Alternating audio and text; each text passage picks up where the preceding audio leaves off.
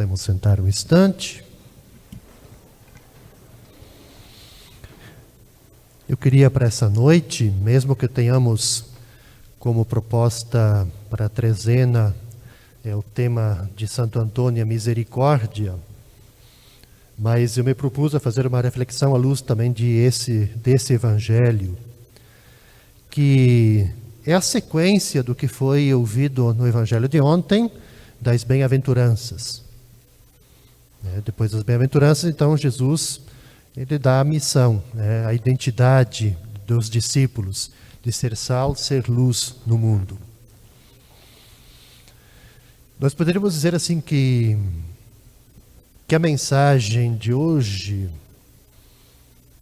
ela é muito simples, bastante simples, mas ao mesmo tempo de um valor assim imenso. Nós poderíamos dizer simplesmente que todo aquele, toda aquela que alcançou a iluminação, ilumina.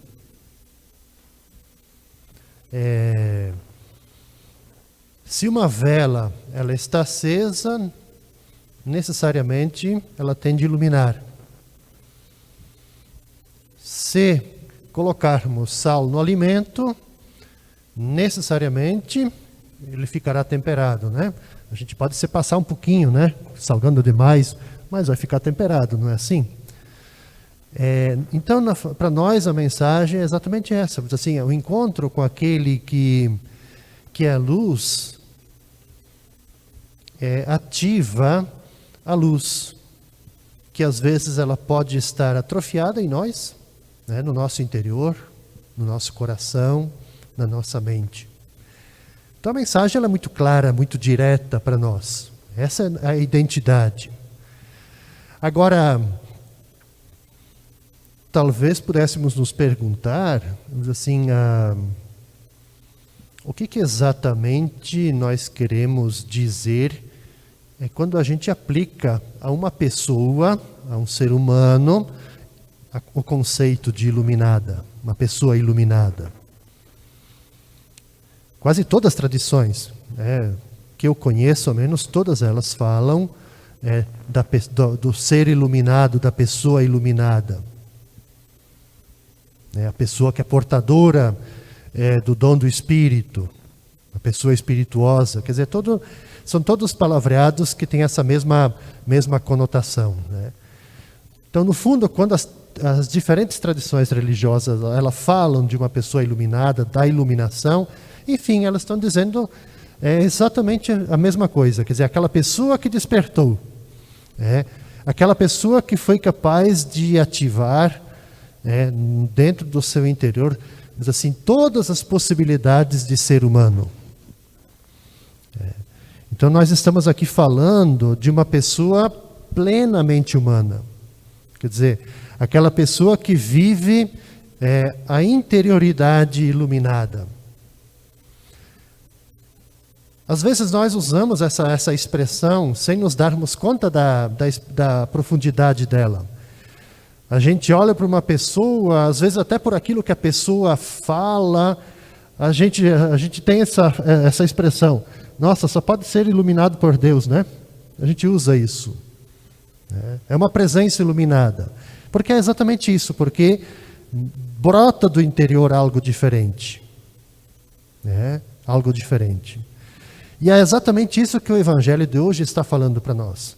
Quer dizer, o Evangelho ele coloca para nós, assim, dá por suposto para a gente que o caminho do seguimento de Jesus é um caminho de humanização. É uma experiência de iluminação. Veja que a experiência dos discípulos tem que ser a mesma experiência nossa. Qual é que é a experiência dos discípulos? Os discípulos, na convivência com Jesus, vamos usar então essa terminologia, na convivência com o iluminado, são despertados.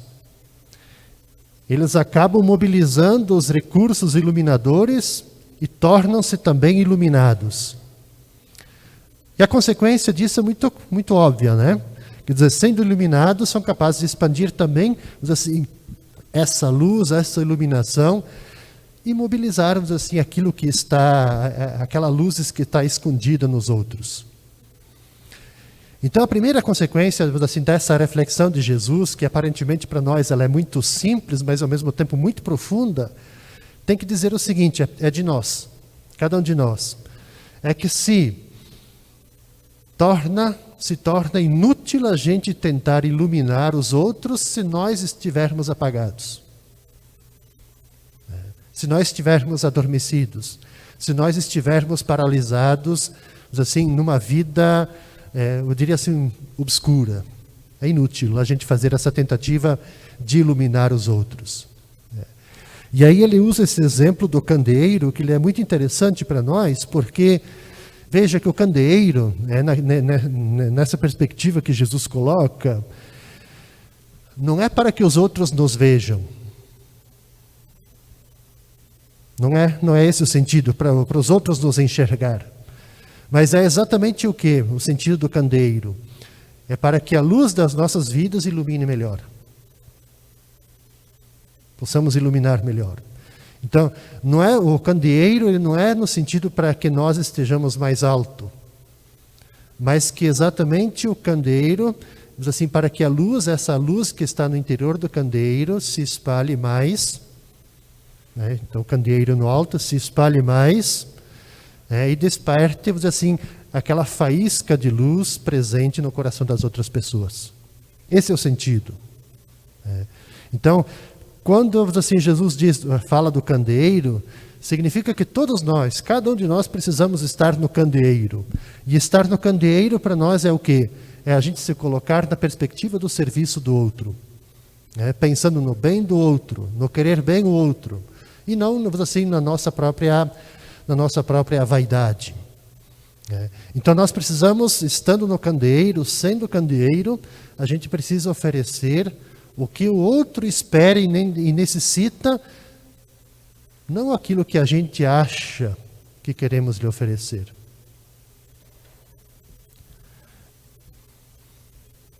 Veja que talvez aqui caiba um detalhe que faz toda a diferença na compreensão dessa pequena parábola.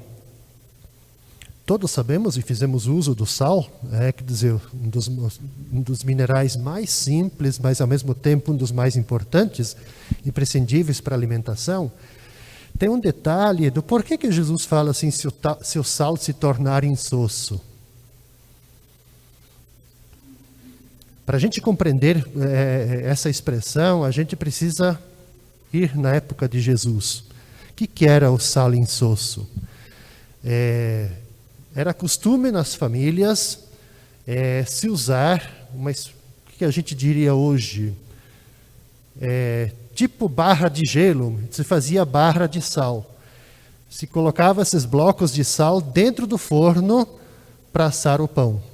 Por quê? Porque o sal ele iria conservar a temperatura certa para o pão, para assar o pão.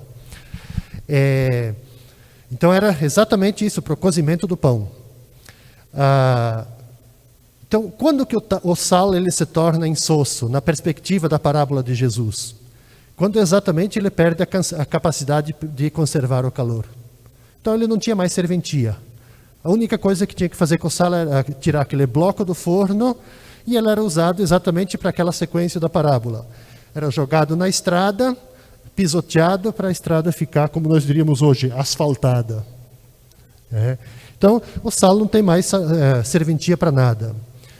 Nós poderíamos dizer assim que essa frase de Jesus, talvez a melhor tradução, ela pudesse ser que se o sal ele perde, assim, a sua qualidade, como é que ele pode se recuperar? Não tem como. Quer dizer, esse sal que ele está queimado só serve para ser jogado fora mesmo, no caminho, ser pisado pelas pessoas. Então nós podemos dizer assim que essa parábola tem um aspecto que tanto o sal quanto a luz elas coincidem. Quer dizer, ambos não têm utilidade por si mesmos. Quer dizer, se o sal ele permanece isolado no recipiente, não serve para nada. Quer dizer, ele só vai servir para algo quando ele entra em contato e se dissolve nos alimentos. Serve para salgar, dá o sabor, enfim. Então, no fundo, para dizer assim, que para dar o sabor, para salgar, o sal ele precisa se desfazer, deixar de ser o que era. E o mesmo acontece com a luz. Quer dizer, se a luz ela permanece no ambiente fechado, oculto, ela não ilumina ninguém.